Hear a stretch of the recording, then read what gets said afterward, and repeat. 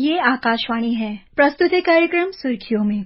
इसके अंतर्गत सुनिए प्रधानमंत्री की मन की बात और नए संसद भवन के उद्घाटन पर चर्चा।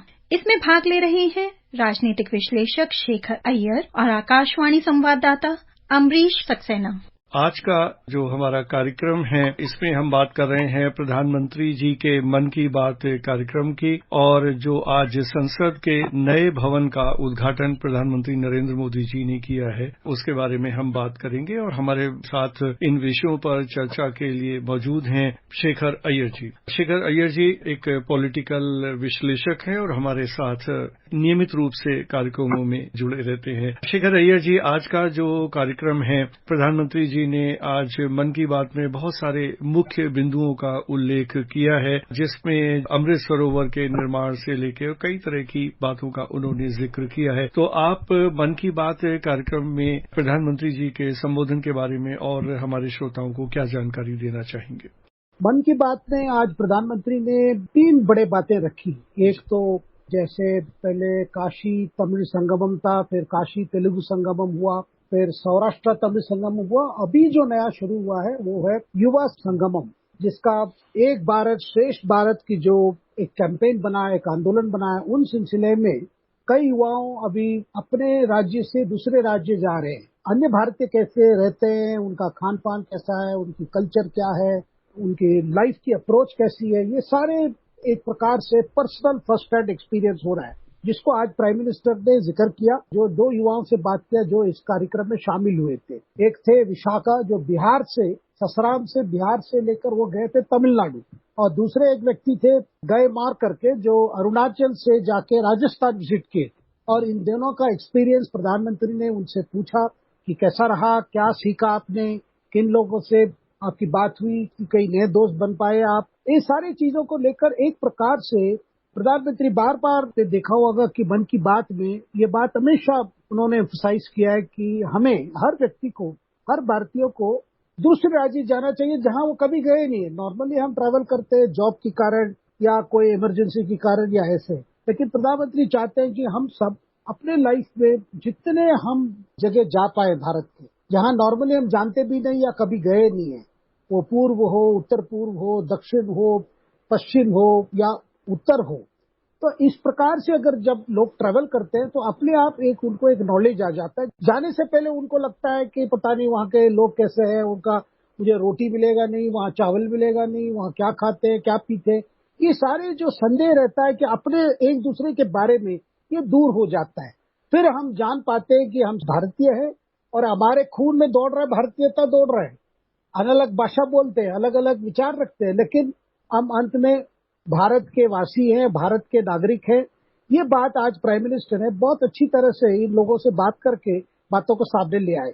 और इसी के साथ आज प्रधानमंत्री जी ने संसद का जो नया भवन तैयार हुआ है उसका उद्घाटन किया, और नई संसद के अंदर से भी पहली बार प्रधानमंत्री जी ने संबोधन किया। हम सभी जानते हैं कि एक बहुत ही महत्वपूर्ण घटना है, स्वतंत्रता के बाद से ये एक नई शुरुआत जिसे प्रधानमंत्री जी ने कहा है। तो आप इस पूरी जो इतनी बड़ी ऐतिहासिक घटना है इसको कैसे निरूपित करते हैं? बिल्कुल, आज बड़ा महत्वपूर्ण दिन है और जो दृश्य हमें देखने को मिला सुबह 7:30 बजे से लेकर दिन 1-2 बजे तक, पहले हमने देखा पूजा हवन, उसके बाद सर्वधर्म प्रार्थना और बीच में शेंगोल। प्रधानमंत्री की कोशिश की वजह से कहीं पड़ा था इलाहाबाद म्यूजियम में, जिसको पंडित नेहरू जी को दिया गया था अगस्त 14, 1947 में। उस शेंगोल को दोबारा जाके नए लोकसभा कक्ष में जाके रखा गया था आज। उसे आपने देखा होगा कैसे सारे अधीनम वो आके उसको रखे, पूजा पाठ जिस तरह हुआ, और उसमें एक प्रकार से जो मैसेज आया। उसके बाद प्राइम मिनिस्टर का भाषण था, प्राइम मिनिस्टर संबोधित किए सारे एमपीज को, और जितने अतिथि बुलाए गए थे उसमें कई मुख्यमंत्री थे, भूतपूर्व राष्ट्रपति भी थे। मैसेज आया कि देखिए ये अमृत काल, आने वाले जो 25 साल है वो भारत के लिए बहुत महत्वपूर्ण है और एक टर्निंग पॉइंट है। जो प्राइम मिनिस्टर का जो शब्द उनका जो माइंड में था वो टर्निंग पॉइंट, यानी ऐसा एक समय आता है कि देश के विकास यात्रा में जहां सारी चीजें बदल जाती है। और प्राइम मिनिस्टर का कहना है कि एक प्रकार से ये केवल एक भवन की बात नहीं है, इसमें एक नई सोच है, एक नए विचार है, एक नया संकल्प है। जो संकल्प हमारे देश में जितनी गरीबी दूर करने के लिए, बैकवर्डनेस दूर करने के लिए और श्रेष्ठ भारत जो बात हो रही है अमृतकाल में आने वाले 25 साल में, उसका लक्ष्य तय करके आगे बढ़ने की और एक यूनिटी के साथ, एक पर्पस के साथ आगे बढ़ना है, ये बात प्राइम मिनिस्टर ने बहुत अच्छी तरह से आज रखी। प्रधानमंत्री जी, जो पूरी एक संकल्पना है देश को लेके, वो इस जो नया भवन है संसद का, इसमें किस तरह से निरूपित होती है? आगे इसकी जो उनकी भविष्य की योजनाएं हैं या किस तरह से ये लोकतंत्र को और सुदृढ़ करेगा और मजबूत करेगा, आप क्या सोचते हैं? देखिए, पहले तो एक माइंडसेट चेंज हो रहा है। जो पुराना बिल्डिंग था वो ब्रिटिश काल में बनाया गया था, 1927 में बनाया गया था। देश आजाद हुआ तो फिर उसी बिल्डिंग में काम शुरू हो गया था।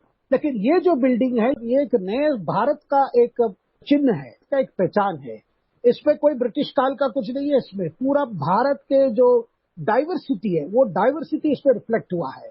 वो राज्यसभा के कक्ष हो या लोकसभा के कक्ष हो या पूरा बिल्डिंग में जितने आधुनिक चीजें भी रखी गई है, इसमें सबसे बड़ा मैसेज यही है कि जो आने वाले चैलेंजेस है, देखिए वैसे हम जानते हैं 2026 के बाद, 2026 के बाद डीलिमिटेशन की बात है, जब लोकसभा सीट्स बढ़ जाएंगी, क्योंकि हमारे कॉन्स्टिट्यूंसी लास्ट डीलिमिटेशन में संख्या नहीं बढ़ी, केवल हर लोकसभा चुनाव क्षेत्र का जो एरिया वो बदला था। लेकिन इस बार जब डीलिमिटेशन होगी, सेंसस के बाद डीलिमिटेशन होगी, अवश्य संख्या बढ़ेगी, क्योंकि हमारी आबादी भी बढ़ी है। तो इस नए पार्लियामेंट में आप देख रहे हैं 800 लोगों से ज्यादा बैठने की व्यवस्था है। चाहे तो 1200 लोग भी यहाँ बैठ सकते हैं। एक तो आने वाले समय में जो संसद की रिक्वायरमेंट्स है, वो रिक्वायरमेंट है। साथ में एक प्रकार से जैसे प्राइम मिनिस्टर देखते हैं, पुराने और नए, मतलब पुराने इंडिया और नए इंडिया के बीच में एक प्रकार से एक ब्रिज रहेगा, जैसे एक पुल बन गया है, एक वो बात है। और दूसरा, प्राइम मिनिस्टर का ये भी कहना था कि जब आज सबकी नजर, विश्व की नजर भारत पे है, क्योंकि जब भारत आगे बढ़ेगा तो विश्व आगे बढ़ेगा। दूसरी बात कि भारत की जो विकास यात्रा में दूसरे देशों को भी इसलिए नजर है क्योंकि वो भी कुछ सीख सकते हैं, किस तरह भारत अपने चुनौतियों का कैसे मुकाबला करके आगे बढ़ रहा है। वो गरीबी को दूर करने से लेकर पानी की समस्या हो, गरीब के लिए घर बनाना जो प्राइम मिनिस्टर आवास योजना में जो है, या किसान की बात हो, या मॉडर्न टेक्नोलॉजी की बात हो, इंफ्रास्ट्रक्चर बिल्डअप की बात हो, नए जॉब क्रिएशन की बात हो, ये सारी चीजें जिस तरह भारत ने मुकाबला किया, और खास करके कोविड पीरियड के बाद जिस तरह भारत ने अपने आप को ऊपर करके आया, ये सारी चीजें में एक मैसेज जाता है कि भारत आज मतलब एक ऐसे रास्ते पे, जिस रास्ते पे सब आना चाहेंगे भारत की सफलता को देखकर। 9 साल की जो इनकी सरकार की जो कार्यकाल रही है, इस पीरियड में कई चीजें हुई है, वो भी नया भारत की और नए भारत की जो संकल्प की और दिखाता है। वो जैसे प्राइम मिनिस्टर ने कहा कि 9 साल में 4 करोड़ गरीब के लिए मकान बने और 11 करोड़ टॉयलेट्स बने।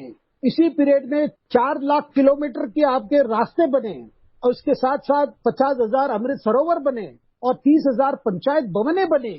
एक भवन की बात नहीं है, एक नए संसद भवन की बात नहीं है। इसी कार्यकाल में जो चीजें हुई, आगे भी होने की तैयारी हो रही है, उस पर कई विचार होंगे, उस पर संसद में बहस होगी, संसद में निर्णय होगा, जो भारत को आगे एक श्रेष्ठ भारत बनने की जो संकल्प है, उसको आगे सपना को पूरा करेगा। जहां तक हम संवैधानिक मूल्यों की बात करें, क्योंकि जब भी लोकतंत्र की बात होती है तो भारत सबसे अग्रणी देश माना जाता है, और प्रधानमंत्री जी ने, जैसा आपने भी उल्लेख किया, कहा कि जब भारत आगे बढ़ता है तो देश आगे बढ़ता है। तो संवैधानिक मूल्यों की हम बात करें तो संवैधानिक मूल्यों की रक्षा में संसद ने अभी तक जो भूमिका अदा की है, और आने वाले समय में जिस तरह से एक विस्तारित संसद की संभावना है डीलिमिटेशन के बाद, जैसा आपने बताया, तो संवैधानिक मूल्यों की रक्षा की दृष्टि से संसद में आगे आपको क्या लगता है और क्या क्या चीजें प्रधानमंत्री जी के नेतृत्व में हम देखने वाले हैं? संसद का मतलब है डिबेट और डिस्कशन, यानी चीजें बहस करके निर्णय पर पहुंचना ही पार्लियामेंट्री डेमोक्रेसी है। तो वैसे ही सब चीजें हुई है और आने वाले समय भी आप देखेंगे जो कानून जरूरत होगा, उस कानून का इसी नए संसद भवन में उस पर बहस होगी, डिबेट होगी और कानून लाया जाएगा और पास किया जाएगा। इस कानून से बहुत लोगों को फायदा होगा, देश के हित में होगा, ऐसे कई चीजें होंगी। लेकिन बात बड़ी क्लियर है, देखिए मतभेद हो सकते हैं लेकिन मनभेद नहीं होनी चाहिए। डिफरेंसेस हो सकते हैं लेकिन सारे चीजों को डिबेट करके करने वाली जगह है संसद भवन।